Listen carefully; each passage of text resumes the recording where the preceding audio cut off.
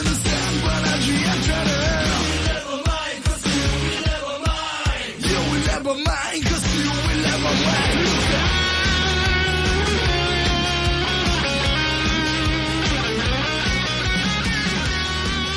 신현무, 임석영의 백발, 백중 이제 시작합니다. 신현무, 임석영의 백발, 백중! 반갑습니다. 처음 녹음인데. 네, 어떠세요? 그냥 이상해요. 이상해요? 네, 이상해요. 네. 라디오 DJ 된 것 같은 느낌 안 드세요? 네, 사실 그런 게 좀 있어요. 네. 예전에 정말 별밤이나 이런데 라디오 DJ가 돼서 사람들한테 얘기하는 그런 느낌이랄까요? 저희 때는 사실 라디오가 어떻게 보면 고등학교, 대학교 시절에 대세였죠. 맞습니다, 네, 맞습니다. 네. 오늘 이 시그널 뮤직 어떻게 마음에 드십니까? 네, 신나는데요? 네. 이거 출근할 때 차 네. 안에서 들으면은 네. 정신 바짝 차릴 수 있을 것 같아요. 네, 이 시그널 뮤직이 매그넘 69라는 팀이에요. 예, 하드락 밴드인데 그 하드락 밴드의 You Will Never Mind. 제가 나름 메시지가 좀 있나요? You Will Never Mind. 네.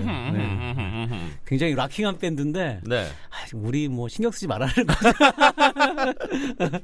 예. 하여튼 다시 한번 감사드립니다. 오늘 마지막 방송에 요 You Will Never Mind 종곡을 제가 한번 들려드릴까 싶습니다. 네. 네. 들어보면 네. 느낌이 또 종곡을 있겠는데요? 또 이렇게 끝까지 한번 들어보면 네. 예, 어떤 메시지를 담고 있는지 꼭 예. 끝까지 들으셔가지고 전곡 네. 들어주셨으면 감사. 알겠습니다. 자, 그 많은 분들이 신현무, 임석영, 이 둘이 왜 팟캐스트를 시작하게 됐는지 많이 궁금해하시더라고요. 그러게요. 저희가 팟캐스트 이름을 백발 백중으로 졌습니다. 예. 고민하다가 백발 백중으로 이제 지었는데 이 만들게 된 이유나 계기가 좀 있었죠. 네. 사실 유튜브도 있었고, 그렇죠. 네, 여러 가지 고민을 좀 했었는데 또 글을 쓰기도 하고 뭐 커뮤니티 활동도 많이 하고 사실 뭐 유튜브도 원래 사실은 개인적으로 한번 찍어볼까 했는데 이 조정하는 것, 그 다음에 이 편집하는 거 이게 엄두가 안 나더라고요. 그래서 네, 그러다가 그냥 우연히 저랑 술 한잔 하시다가 맞습니다. 그냥 해보자. 술김이에요. 뭐 술김이에요. 네, 이건 술김이에요. 네네. 이 술김에 시작하는 방송이 어디까지 갈지 모르겠으나 여러분들이 많이 후원해 주시고 들어주시면 맞습니다. 롱런 했으면 좋겠습니다. 이왕 시작한 거. 네. 최소한 제 브런치 독자들은 들을 거라고 믿어요. 네, 저도 믿습니다. 그래야 되는데. 네. 시작하기 한 달 전에 저희가 페이스북으로 지인들한테 먼저 좀 의견을 물어봤어요. 그죠? 네. 신현무과 임석영이 팟캐스트를 하나 만들 건데 좀 어떤 내용으로 떠들어대면 좋을까? 그리고 타이틀도 좀 여러분들이 좀 하나 멋있게 좀 만들어주세요. 라고 이제 페이스북에 올렸었는데 오늘은 저희에게 의견 주신 것들 뭐 이런 내용 했으면 좋겠다. 그다음에 뭐 타이틀 뭐 이런 것들 좀 먼저 소개를 좀 해드려 볼까 합니다. 먼저 팟캐스트 타이틀 제보 들어온 것 중에 좀 재밌었던 것 몇 개가 있었어요. 네. 첫 번째 보면 대웅기획의 박선미 상무님, 이분이 또 나름 카피라이터 출신이십니다. 네, 그분이 몇 가지 의견을 주셨는데 언제 한번 모실 분이죠? 네, 언제 꼭 한번 모시고 싶습니다. 뭐 본인도 되게 관심 있으신 것 같고요. 첫 번째가 나햇 너왜 나도 했는데 너는 왜 못해? 그러니까 결국 창업 얘기인 것 같아요. 근데 창업은 이렇게 하면 안 되는데. 저희가 제가 연쇄 창업가라는 얘기까지 들을 정도로 한 3-4개 연쇄적으로 창업을 했었는데. 그렇죠. 네. 그다음에 또 하나가 새업 스부. 세상은 넓고 스타트업은 부족하다. 스타트업이 부족한 거가 맞나요? 아니요, 부족한 것 같지는 않은데 사실은 스타트업 부족했다기보다는 스타트업이 기업이 돼서 사회에 의미 있는 일자리도 만들고 또 의미 있는 제품이 나와서 고객들이 쓸 수 있는 이런 기업이 필요한 거지. 흔히들 얘기하는 스타트업 시작하면 되는 것 같은 얘기 이런 거는 좀 하여튼 근데 좀 아마 얘기하신 것도 진지한 스타트업에 대한 얘기를 가볍게 먼저 접근해 보자 이런 의견 아니셨을까요? 방금 말씀하신 것만으로도 저희 방송 한 꼭지가 나올 만큼 그렇죠. 사실은 저희는 아마 이미 백중님하고 저는 망했던 얘기를 더 많이 하는 게 우리 어떻게 망해서 도망갔는가 망했는데 직원들 피해 다니는 마음은 아프지만 아이고 일단 또 술 먹어야겠는데. 사실 방금 말씀하셨지만 저희가 호칭을 저한테 백중님이라고 이제 부르셨는데 저희 방송 중에는 제가 시현무 기사님이 이제 아직 외모를 못 보신 분들은 잘 모르시겠지만 아닙니다. 저 아는 사람은 다 압니다. 백발이시거든요, 나름. 제가 20대부터 흰머리가 나기 시작해가지고 30대에 거의 백발이 됐고 그래서 이제 백발님으로 제가 호칭을 하기로 백발입니다, 했고요. 백발. 저도 나름 흰머리가 많은데 저는 귀 옆쪽으로만 많아요. 아, 처음 뵀을 때는 그 염색인지 몰랐어요. 아, 지금은 싹 염색하고 조금 더 젊어지려고 아주 용을 쓰고 있습니다. 저도 염색을 할까 생각을 해봤는데 저는 그냥 이게 그냥 제 브랜드로 밀고 있습니다. 그래서 저는 백중으로 호칭을 하기로. 왜냐하면 백중님께서는 뭔가 그 목표가 있으시면 딱 목표 잡고 사실은 이 팟캐스트 시작도 먼저 지르셨잖아요. 제가 원래 추진력은 좀 강력합니다. 백중님이 뭐 그런 거 있는 것 같아요. 딱 스나이퍼처럼 저격하시면. 그래서 어떻게 보면 스타트업을 많이 창업한 이유도 그런 추진력? 네. 근데 끝마무리가 잘 안 돼요. 뜨끔 비슷합니다. 근데 사실 스타트업에 적합한 사람은 좀 추진력 있는 사람. 네, 맞아요. 그리고 스타트업이 어느 정도 성장하면 창업가들은 빠지고. 맞습니다. 끝마무리를 잘하고 운영을 조금 잘할 수 있는 친구로 교체되는. 그렇죠. 네, 그런 것도 괜찮은 것 같습니다. 사실은 뭐 아이디어나 이런 것들은 누구나 다 있는 거고 잘 중요한 건 정말 실행력인데. 그렇죠. 저희가 언제나 얘기하지만 실행하고 뭘 만들어내고 고객들한테 다가가고 의미 서비스 만드는 것. 더더군다나 돈까지 버는 거 정말. 나중에 이 곡지 따로 얘기하시죠. 이것도 한 곡지 충분히 나올 만합니다. 그다음에 또 세 번째 의견 3개나 주셨어요. 와우. 세 번째가 때려치고 스타트업. 이것도 위험할 수도 있고. 이거 좀 위험한데. 근데 또 뭐 가끔 또 이렇게 하신 분들이 또 성공하는 경우도 있긴 하지만. 근데 요걸 약간 관점을 다르게 생각하면은요. 저는 개발자들은 스타트업 많이 가라고 전 권하는 편이거든요. 왜냐하면 뭐 개발자들은 한 번 망해도 다른 회사 가면 되고요. 요즘 뭐 상종가 아니겠습니까? 맞습니다. 요즘은 개발자가 풍기고 개발자로 태어나지 못한 걸 후회하는 사람도 많습니다. 스타트업이나 ICT 바닥은 개발자가 일반 마케터나 왕이죠. 기획자보다 사실 왕이죠, 연봉도 연봉 더 세죠. 그럼 회사에서 저희 회사도 그렇고요. 인상 쓰면 제가 개발자 왕이지 않습니까? 부럽습니다. 자, 그다음에 돈텔마마. 이건 좀 아닌 것 같아요. 돈텔마마. 이거는 좀 엄마에게 말하지 말고 듣는 방송. 이게 성인 카메라에 좀 냄새가 나요. 님이 이런 취향이셔서 이런 의견이 온 건 아니. 저는 한 번도 가본 적이 없습니다. 그럼 이거는 그냥 얘기하신 거로. 대학교 때 그 락카페는 많이 가봤어요. 여기 연세대 근처에 신촌에 그 1988 응답하라 1988 보면 나오죠. 거기 벤치 맞고 막 그런데 좀 가봤습니다. 저는 그 외모가 안 돼서 외모하고 상관없죠. 그 다음에 세 번째가 구라풀다. 이거는 사실 약간 사실 저희가 살짝. 구라가 좀 섞여야죠. 전혀 없을 수는 없고. 근데 요즘 이 구라가 요즘 언어나 요즘 친구들한테는 좀 안 맞는 느낌이 살짝 있어요. 물론 김구라 씨가 그걸로 뜨긴 했으나. 그렇죠. 그쪽을 연상하기도 하고. 그다음에 네 번째가 이제 전관예우. 이건 좀 정치적인 요즘. 아마 저희 둘이 약간 스타트업의 전관은. 전관예우 받아본 적 있으세요? 없습니다. 저도 전혀 없는데요. 그다음에 다섯 번째 또 제보 들어온 게 뽐뿌질. 뽐뿌질.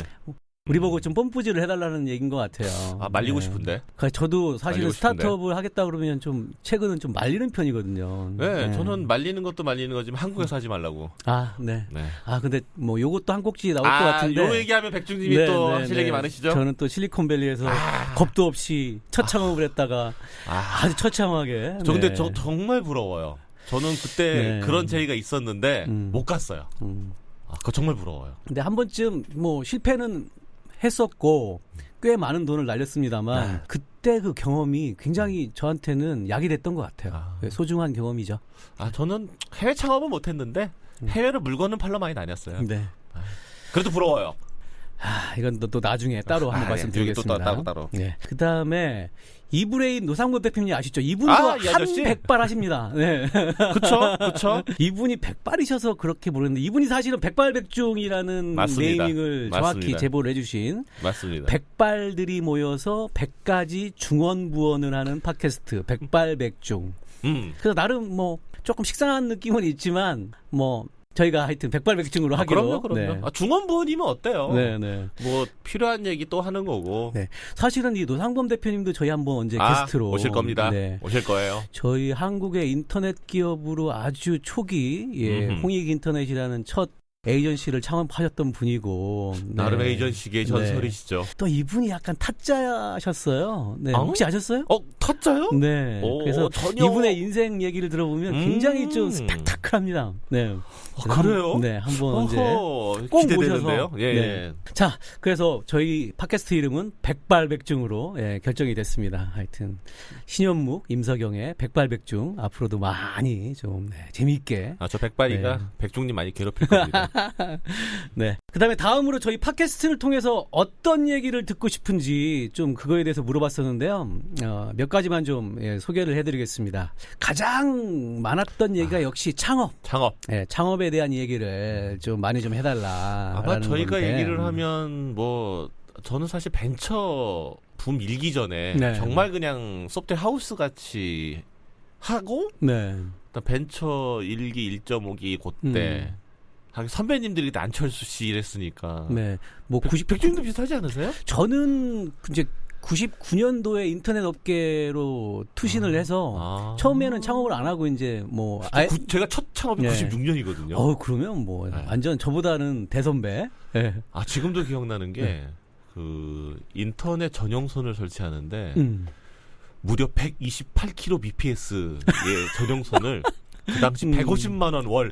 네. 근데 그걸 150만 원. 네, 월 150만 원. 임대료보다 더 나갔어요. 네. 근데 그때 그런 시절이 있었죠. 그렇죠. IP를 받으려고. 왜 도메인 등록을 해야 되는. 그렇죠. 네. 옛날에는 도메인 등록만 해도 뭔가 회사 차린 느낌이 좀 났었는데. 또 그거 생각하면 아쉬운 게 많은데. 그때 등록해서 좀 팔아먹었어야 되는데. 코리아닷컴이라는 아주 부세출의 도메인 하나로 몇백억을 받은. 나중에 도메인 얘기도 한번 하시죠. 네. 하여튼 우리 둘이 좀 창업을 쓸데없이 많이 한 경향이 있어요. 네.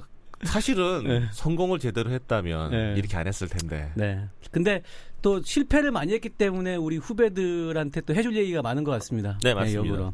역시 또 대웅기획 박성미 상무님이 이분은 첫 게스트 아니세요? 혹시? 물어보셨는데 스타트업을 하는데 적합한 나이가 있을까요? 없죠. 첫 창업이? 제가 25, 6. 저는 첫 창업이 42살에 했습니다.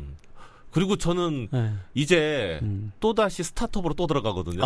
그렇죠. 저기 상장에서 CTO 자리 집어던지고 또 스타트업 또 들어가거든요. 바로 어제 그만뒀습니다. 어제 그만뒀다라는 따끈한 소식이. 네, 어제 그만두고 또 다시 스타트업으로 시작을 하거든요. 뜨끈뜨끈한 요즘 대단하십니다. 인공지능 업체에 가서도 한번 불살라 보려고. 사실 이 나이에 대한 거는 뭐 나이만 가지고 우리가 한 꼭지를 만들 수는 없지만 스타트업 창업에 대해서 뭐 여러 가지 조건들을 좀 가지고 한 꼭지 역시 만들어 볼 수 있을 것 같습니다. 저도 얘기를 아마 백중님도 비슷하실 텐데 경력과 경험보다는 깊이인 것 같아요. 그러니까 뭐 대학생 창업도 요즘은 뭐 많이 얘기하고 그렇죠. 근데 사실 시니어 창업도 저는 나쁘진 않다고 생각을 하고요. 아니면 그 대학생과 시니어가 결합돼서 같이 아마 다음에 얘기 드릴 텐데 제가 이번에 같이 제가 코파운더로 참여하는 일은 그렇죠. 대학생이에요. 대학생이에요. 대학생 멤버도 있어요. 근데 시니어의 경험을 거기다가 적절히 잘 버무리면 그렇죠. 아무래도 확률이 조금 올라가지 않겠습니까? 맞습니다.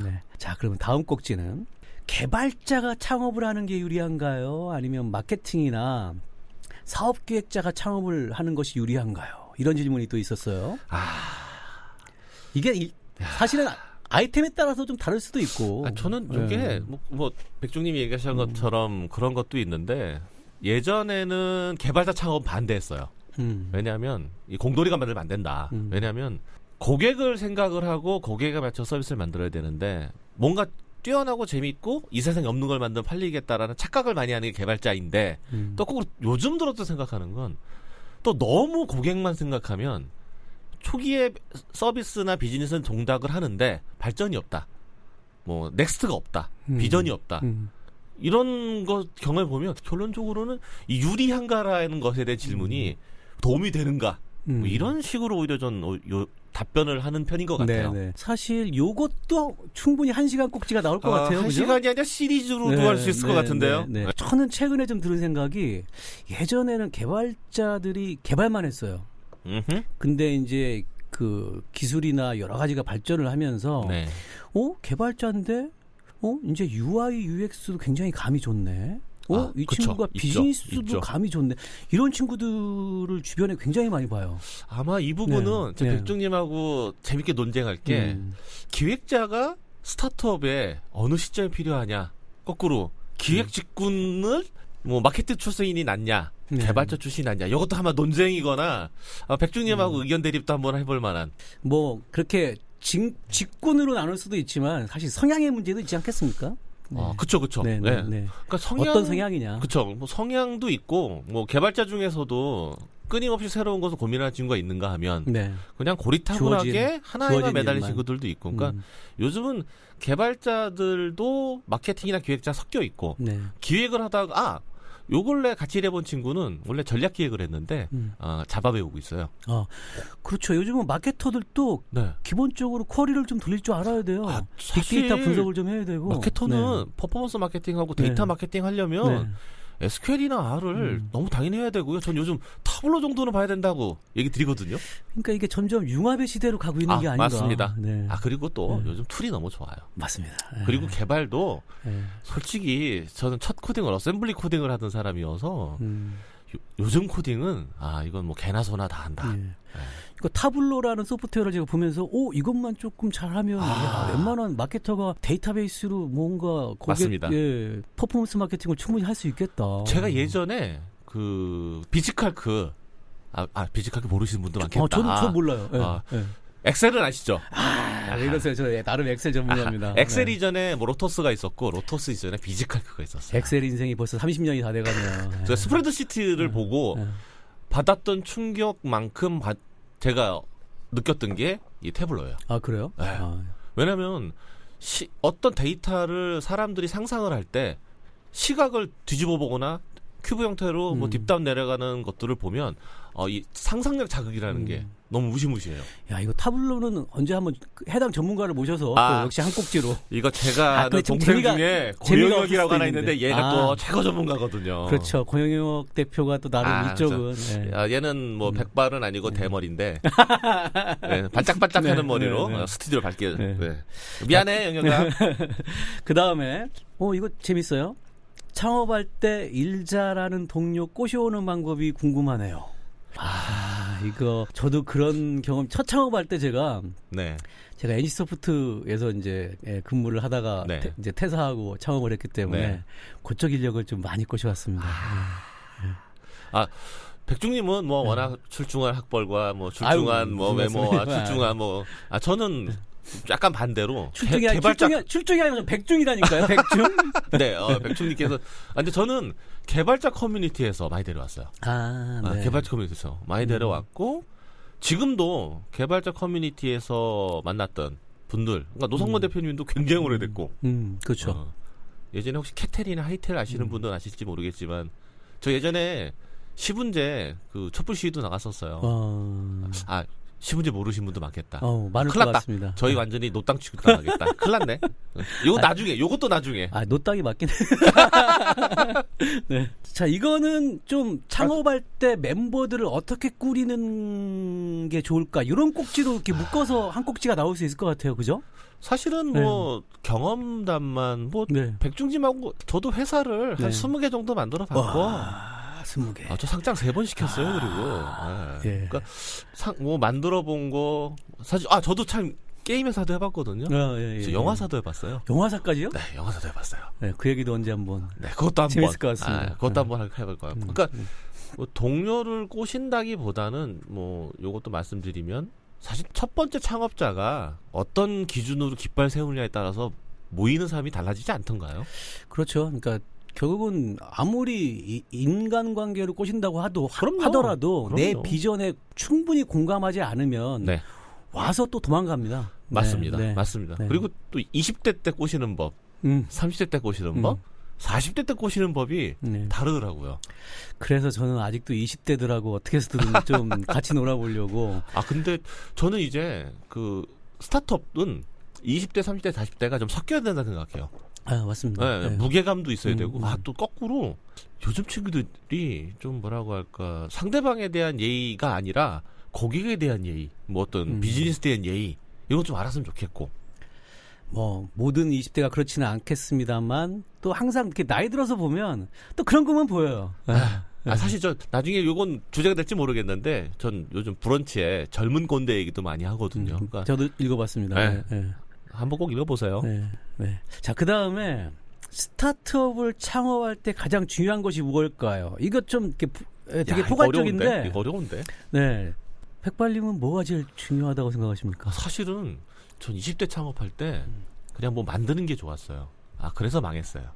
창업은 기업을 만드는 거는 사실 매출, 돈, 비즈니스, 뭐 프로덕트 개인적으로 돈 버는 거죠. 그러니까 재미있는 게 20대 창업은 돈 버는 생각이 없었고 사실 돈 생각이 든 게 이제 40대 들어서 그러니까 이제야 좀 한 20대는 뭐 겁이 없으니까요. 근데 하여튼 뭐 그래서 중요한 게 뭐냐 그러면은 결혼하지 말아야 되나?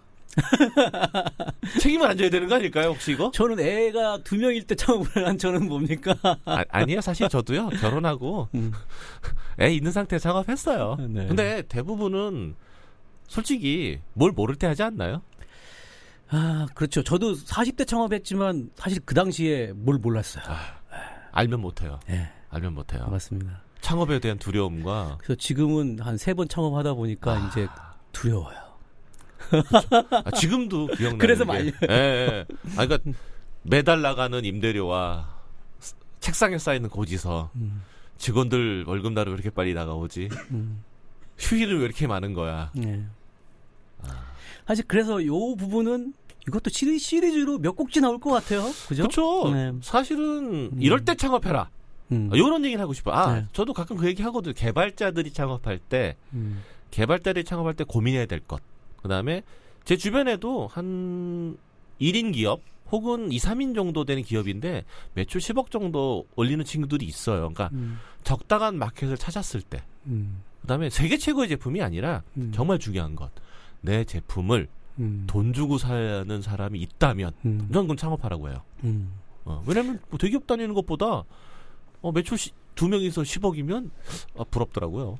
저는 이제 UX 관점에서 보면 뭔가 사용자의 기존에 불편했던 행위를 새로운 가치로 전환시킬 수 있는 아주 멋있는 혁신적인 아이템은 있어야 되지 않나. 근데 그게 있으면 좋은데 없어도 뭐 그닥 이 정도의 아이템으로 들고 오는 그 친구들이 굉장히 많아요. 저 나이브하게 저는 하지 말라고 합니다. 그런 그거 거. 돈 돼? 네. 네. 최소한 한 명이라도 돈을 지불하고 살려는 사람이 있다면 그때부터 고민해봐. 그리고 너랑 같이 의기투합돼서 네 의견에 전적으로 공감하는 맞아요. 최소 2-3명의 공동 창업자가 있느냐 꼭 물어봐요. 맞습니다. 네.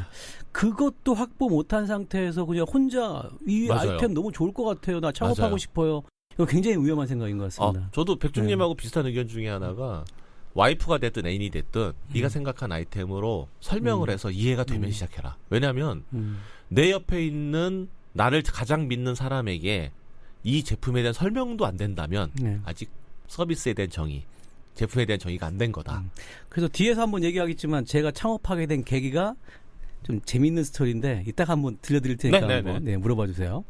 자, 그다음에 창업을 할 때 투자를 잘 받는 비법. 이게 대부분 또 창업자들이 제일 또 아주 강력한 니즈입니다. 네. 솔직히 뭐 이거 팟캐스트니까 냉정하게 말씀드리면 서울대 출신은 쉬워요. 카이스트 출신도 쉽습니다. 아니야, 서울대 출신이 더 쉬워요. 그래요? 대표는 카이스트보다는 서울대가 낫고 연구소장 CTO가 카이스트가 낫죠. 포스텍도 괜찮고. 냉정하게. 저도 뭐 심사위원으로 많이 활동을 좀 했습니다만 어쩔 수 없이 학벌을 보여야 돼요. 그럼요. 네. 그럼요. 네. 사실 저 이번에 일을 하는데 새롭게 일을 하는데 과기원하고 서울대 출신 그래요. 일단 대표는 서울대 출신이 좋습니다.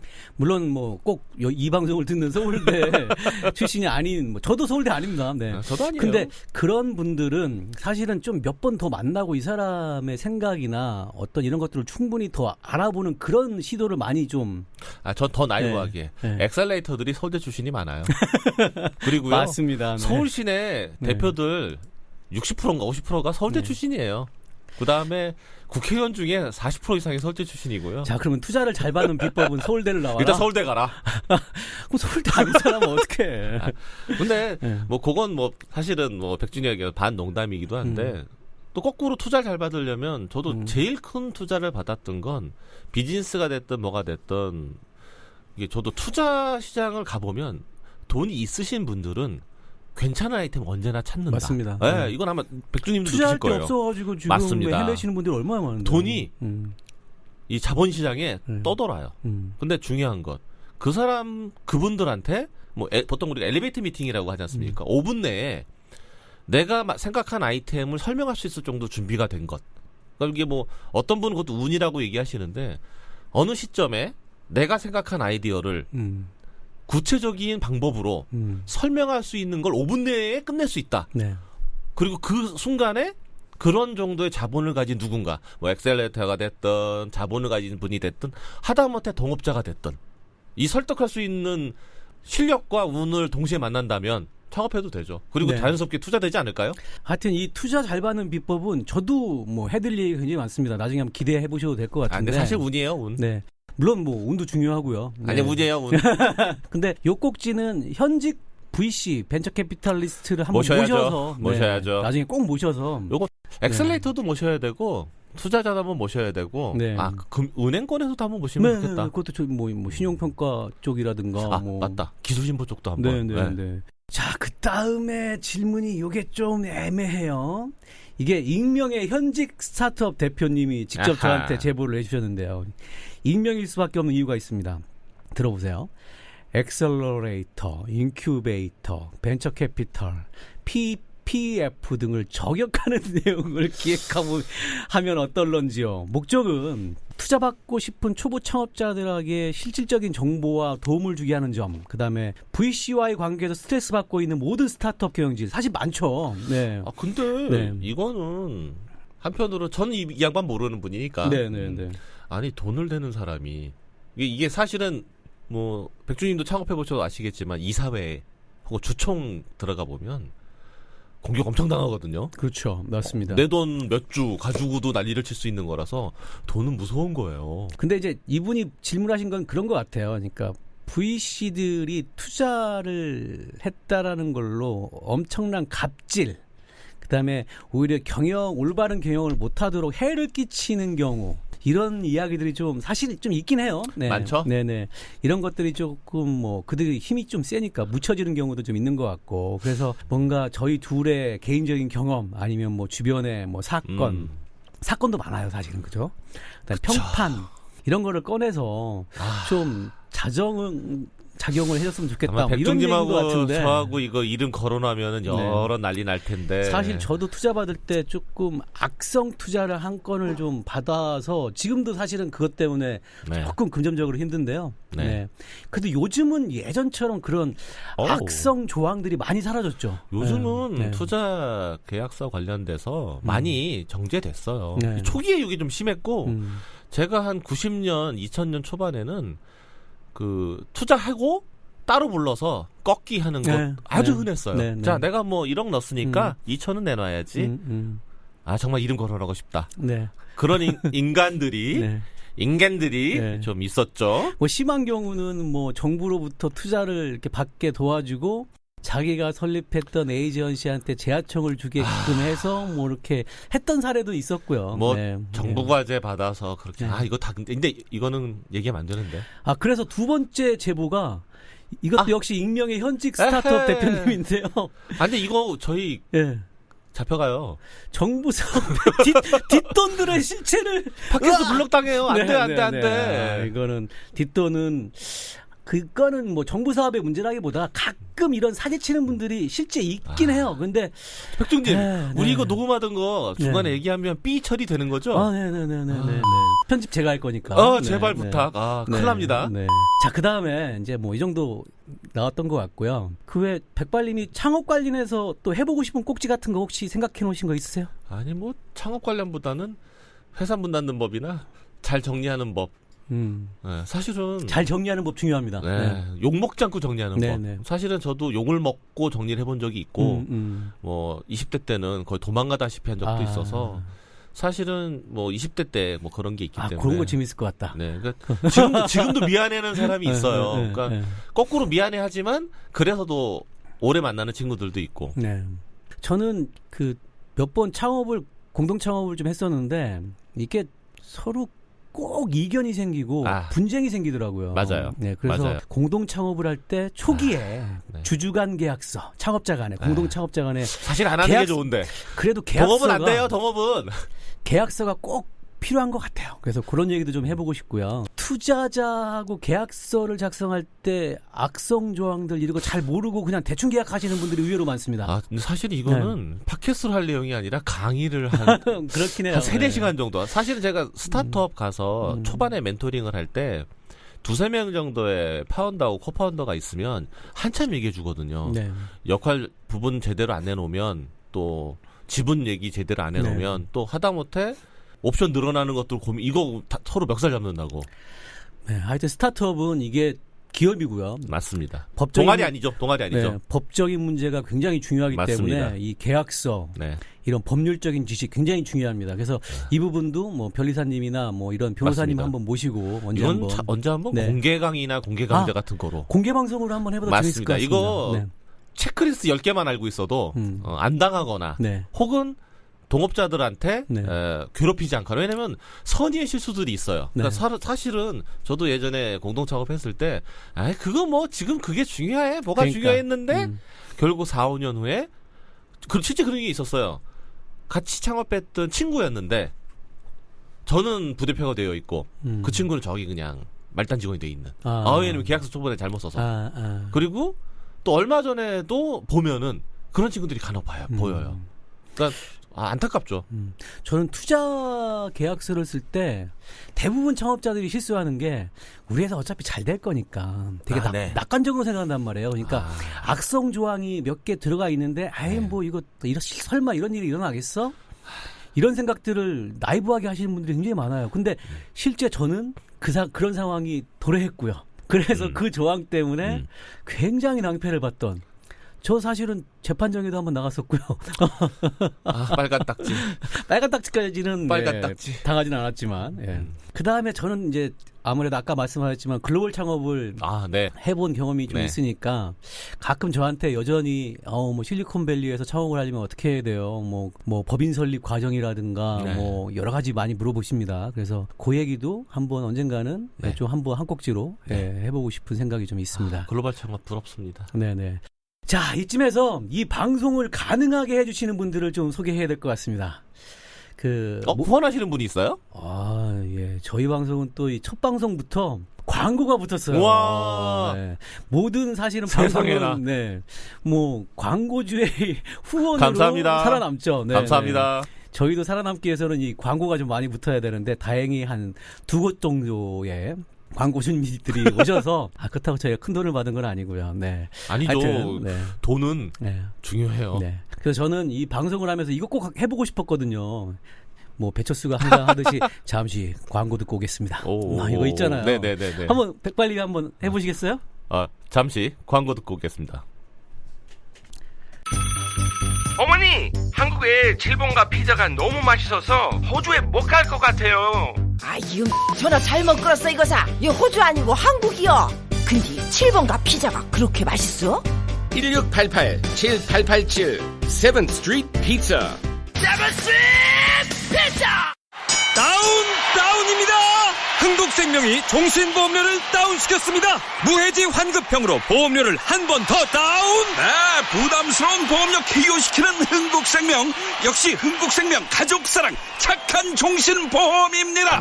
흥국생명. 가입 시 유의사항을 확인하세요. 자, 광고 어떠셨어요? 광고네요. 감격스러워라. 이게 사실은 광고가 한 5개만 붙어도 저희 밥값은 나와요? 저희 밥 먹고 이 돈 모아서 이렇게 후배들 밥 사줄 정도? 와우. 그 정도는 해야 되지 않을까. 광고주님 사랑합니다. 자, 그다음에 의견이 많았던 분야가 역시 직장생활 팁. 그다음에 뭐 기업 문화, 조직, 이게 또 고민이 많지 않습니까? 많죠. 이런 의견들이 많았는데 이 부분은 저도 아마 저희가 직장 경험이 많다 보니까 저도 그렇고 백발님도 꽤 하실 말씀이 많을 것 같아요. 많죠. 그리고 네. 사실은 제가 요 근래 이제 스타트업들 뭐 냉정하게 뭐 계약직 CTO나 이런 거 하면서 팀빌딩을 제가 꽤 잘하는 편이라고 자책하는데, 네.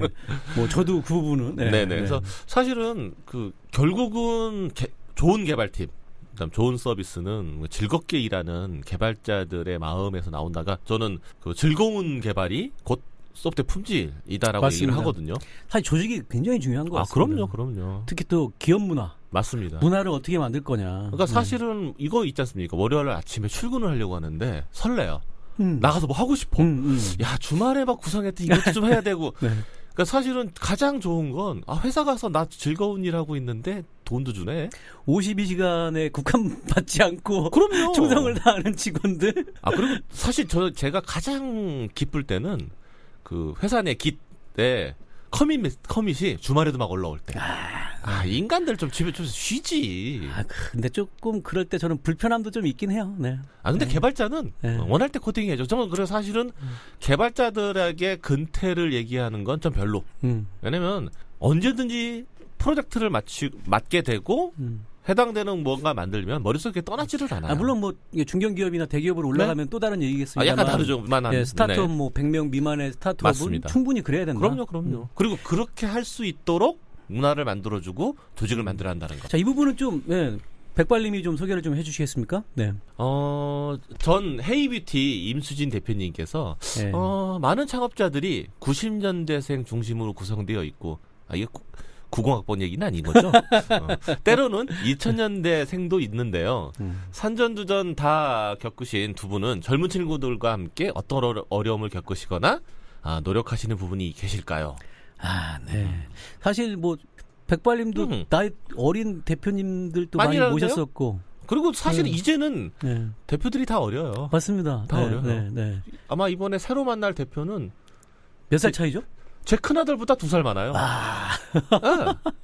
근데 저는 일을 하는 데 있어서 나이는 중요하지 않고 전 깊이를 얘기해요. 왜냐하면 이렇게 전 얘기를 하거든요. 그 똑같은 일을 1년짜리를 10년을 하냐 10년짜리를 1년에도 할 수 있다. 그러니까 저는 나이와 어떤 일의 깊이 사실 생각해요. 뭐 이거 동아리가 아니고 조직이니까 그럼요. 나이가 중요한 게 아니라 각자의 역할. 맞습니다. 네. 이게 굉장히 역할을 어떻게 세팅하느냐, 그다음에 서로 가지고 있는 역량을 어떻게 잘 버무리느냐가 중요한 거지. 사실은 그 젊은 친구들, 젊은 대표들이 뭐 괜찮은 아이디어, 그다음에 심지어 새로운 마켓을 발견했을 때 경험 많은 사람은 그걸 이해할 수 없어서 물건을 갖다 팔지 못해요. 영업도 잘 안 돼요. 근데 젊은 친구들 정말 잘해요. 거꾸로 초기 프로토타입 개발을 하거나 그럴 때는 사실은 너무 경력이 충분한 사람이 있을 필요가 없어요. 왜냐하면 서비스가 완성이 안 됐고 그리고 생각이 너무 많다 보니까 자꾸 복잡해져요. 짧고 빠르게 개발해야 되기 때문에 사실 다 버려야 돼요. 만들었다 버리고 자, 그런 게 어느 정도 안착된 이후에 경력자들이 들어올 때 시너지가 나는 뭐 이런 형태로도 그릴 수 있기 때문에 뭐 어려움은 사실은 나이 든 사람들만 모여도 어렵고 젊은 사람들만 모여도 어렵고 중요한 건 나이가 좀 중요하지 않다 생각해요. 서로 믿고 신뢰하는가. 그다음 내가 저 사람한테 일을 줄 수 있는가. 내가 정의한 아레나에 따라서 움직일 수 있는가. 이게 중요한 거죠. 하여튼 이게 계속 조직에 대한 얘기가 계속 나오는데요. 근데 이 얘기 계속 하면 지루할 것 같긴 하다. 근데 그 다음 질문도 사실 조직 얘기인데 한번. 스타트업은 수평적 조직이어야 하는 것 아닌가요? 직원들의 의견을 반영 안 해주는 경영진은 잘못된 것이 아닌가요? 이런 스타트업 조직에서는 어떻게 해야 하나요? 수평적인 조직.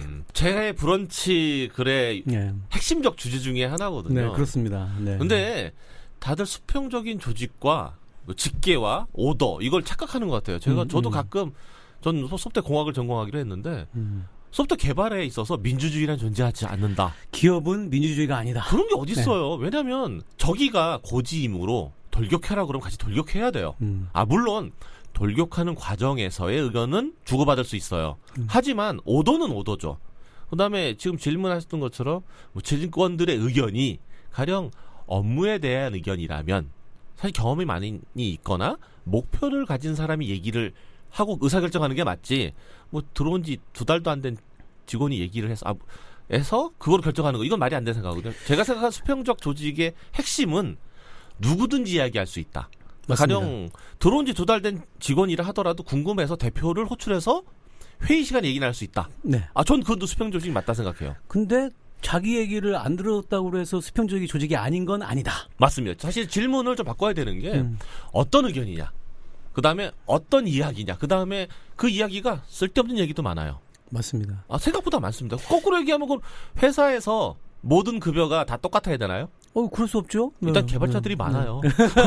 중요하니까. 그럼요. 그러니까 ICT 기업은. 중요한 거고 뭘 만드는 사람이 있고 의사결정하는 사람이 있고 만드는 사람이 있고 뭐 UX를 만드는 사람이 있고 다 다른 거기 때문에 제가 생각하는 같은 직군, 비슷한 일을 하고 있다. 그러니까 동일한 목표에 대한 회의를 하고 있다. 이럴 때는 필요하겠죠. 팀장이나 경영진이 있는 거는 결국 경영진은 의사결정을 하는 롤을 맞습니다. 가지고 있는 겁니다. 맞습니다. 그러니까 자기의 어떤 그런 가압적인 어떤 비민주적인 행위를 하는 게 아니라 물론 있기는 해요. 그런 사람들이 있지만 결국 경영진은 의사결정을 누가 책임질 거냐는 거예요. 네?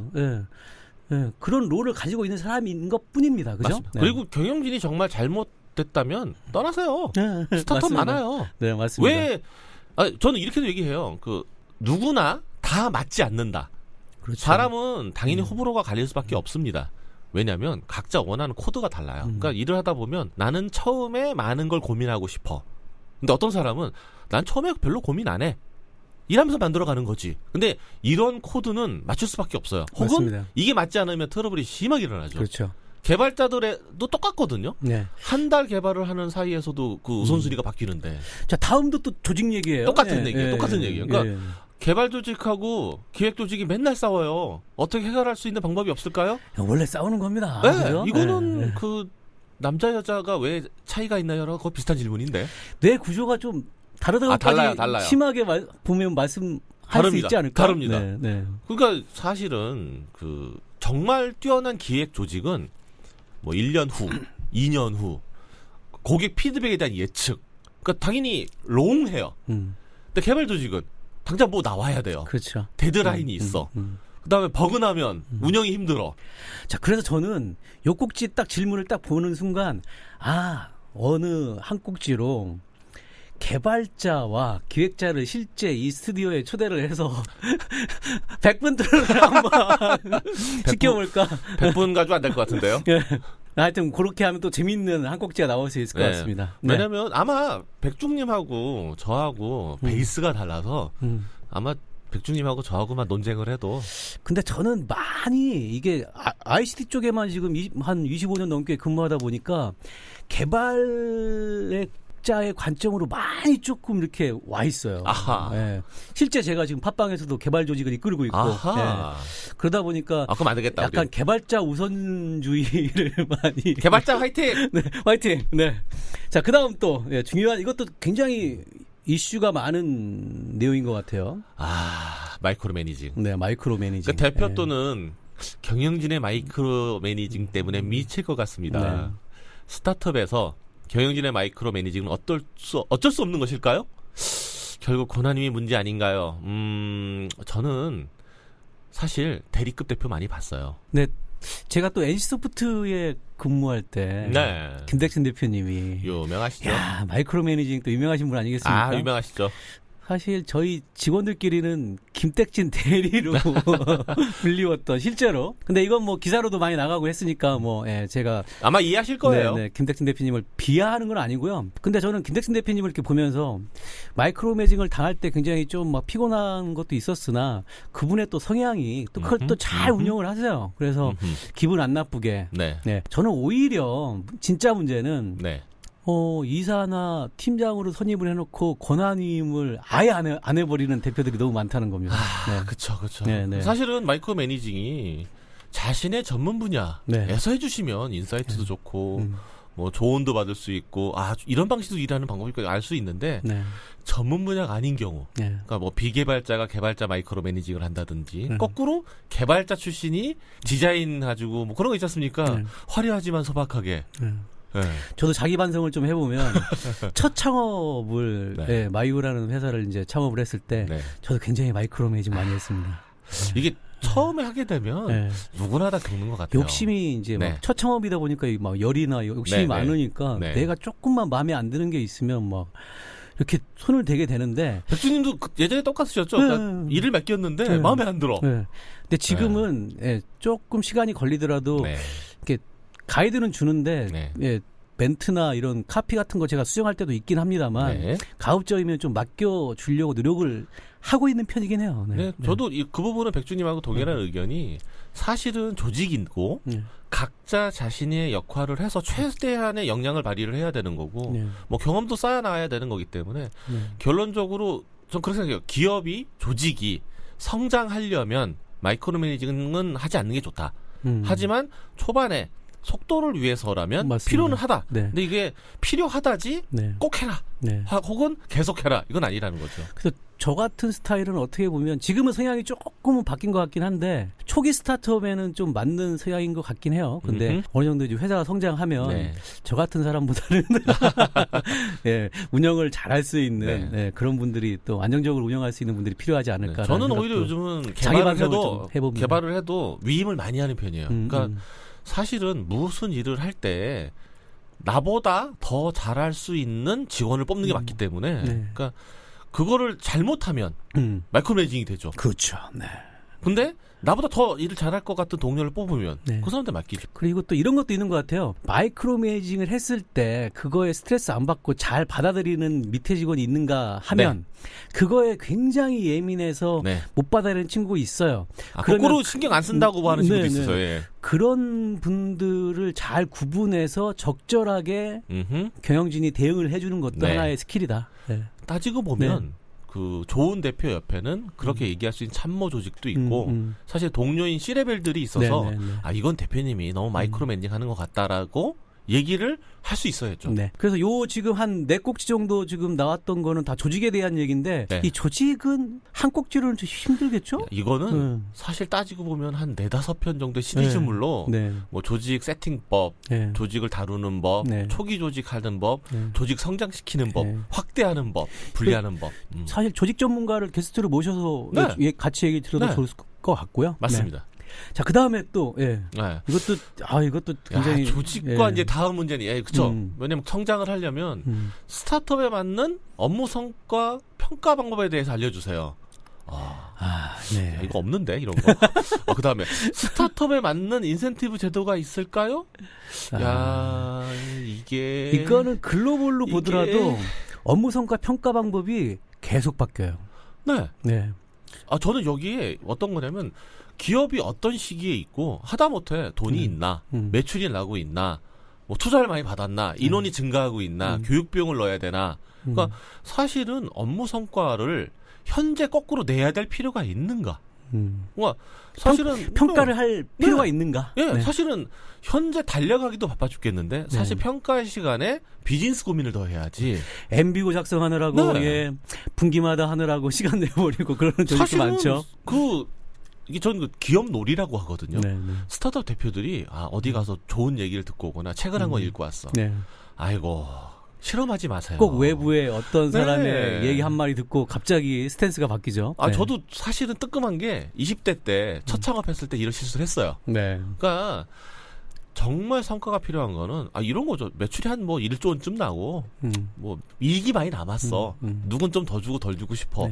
근데 그런 정도로 비즈니스가 고속으로 돌고 있을 때는 전문가를 뽑으세요. 사실 스타트업 작은 기업은 한 50명 이하? 이 정도는 대표가 다 알지 않나요? 맞습니다. 사실은 제가 저기서 일을 하는지 여기서 빵꾸를 냈는지 쟤 때문에 일이 느려졌는지는 다 보여요. 그러니까 사실은 정말 저는 100명 이하의 기업은 필요 없다. 근데 이거는 뭐 하여튼 논란의 여지가 좀 있는 것 같긴 해요. 그래서 이거는 전문가를 좀 나중에 모시고 그냥 뭐 제 경험상 그렇다는 거고요. 그다음에 인센티브 대조도 마찬가지라고 해요. 왜냐하면 인센티브가 결론은 성과 평가를 해야 줄 수 있는 거라서 이건 아마 묶어서 전문가분을 모시고 제 경험이 맞는지 한번 우겨도 보고 한번 따져도 볼 생각입니다. 알겠습니다. 또 다음 꼭지 한번. 자, 이것도 뭐 비슷하긴 한데 직장인들의 커리어에 대한 고민. 특히 이제 ICT 후배들의 커리어 관리 이직에 대해서 조언해 주세요. 사실 저 이거 가지고 한 4시간에서 5시간 강의도 하는데. 네, 맞습니다. 저도 이 커리어 쪽은 굉장히 관심이 많습니다. 근데 이거는 뭐 백준님도 마찬가지시지만 어떤 일을 어떻게 하는 것이 다음 일을 위해서 도움이 되는가? 이거 정말 해줄 얘기가 많거든요.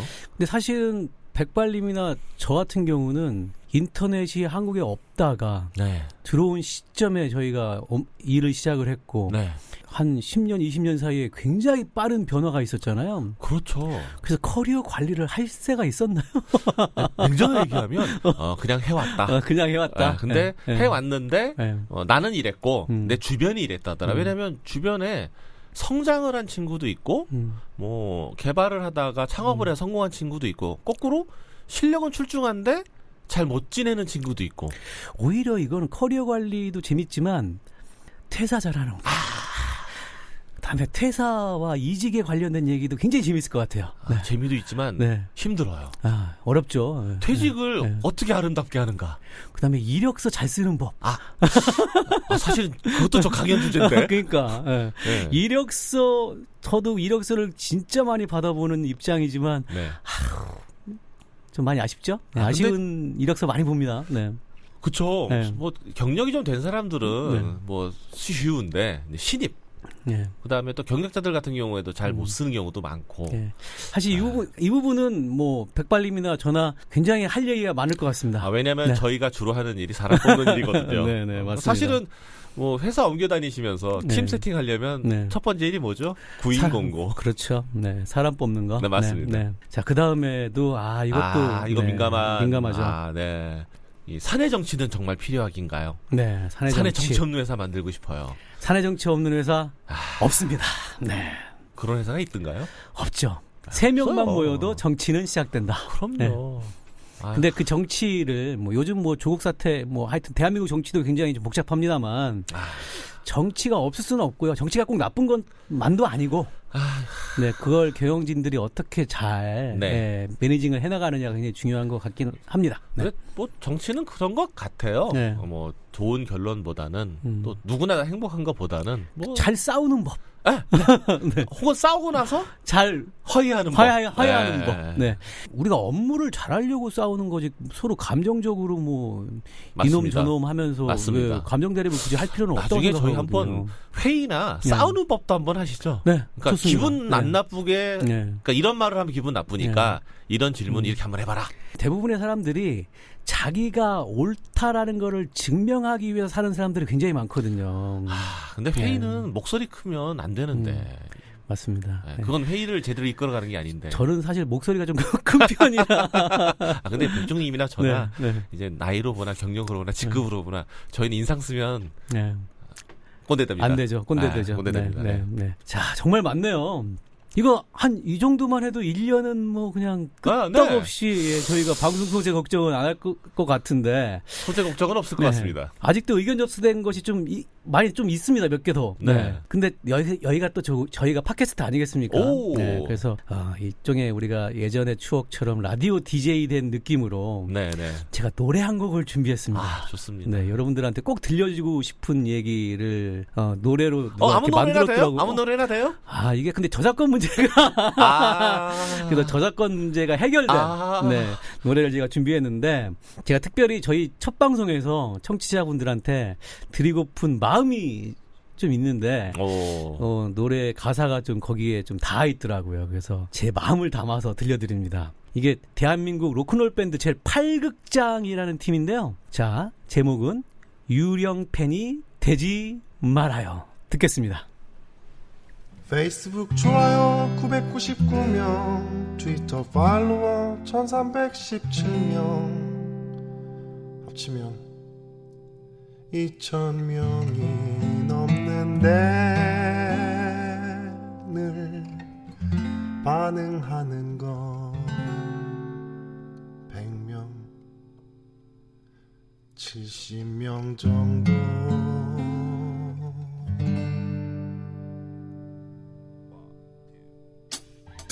알기도 하지 않고 멘션도 하지 않네. 댓글도 안 달지 공유까지는 기대할 수 없어. 유령 팬이 되지 말아요. 제발 돌아와줘요. 점 좋아요 눌렀을 때 그 마음 남아있나요? 유령팬이 되지 말아요. 제발 돌아와줘요. 점팔로 눌렀을 때 그 마음 남아있나요?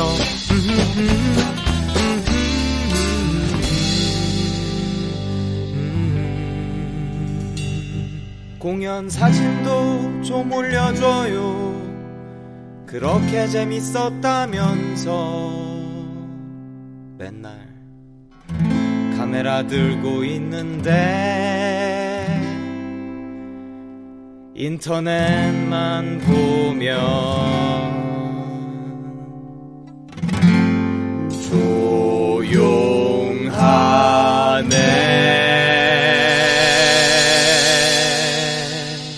조용하네. 유령팬이 되지 말아요. 제발 돌아와줘요. 점 좋아요 눌렀을 때 그 마음 남아있나요? 유령팬이 되지 말아요. 제발 돌아와줘요. 점달러 눌렀을 때 그 마음 남아있나요? 유령팬이 되지 말아요. 제발 돌아와줘요. 점 좋아요 눌렀을 때 그 마음 남아있나요? 유령팬이 되지 말아요. 제발 돌아와줘요. 점발로 눌렀을 때 그 마음 남아있나요? 유령팬이 되지 말아요. 제발 돌아와줘요. 점 좋아요 눌렀을 때 그 마음 남아있나요? 유령팬이 되지 말아요. 제발 돌아와줘요. 정말로 눌렀을 신현목 임석영의 108백중 제1회 1부 여기서 마무리합니다. 2부는 다음 주에 만나요.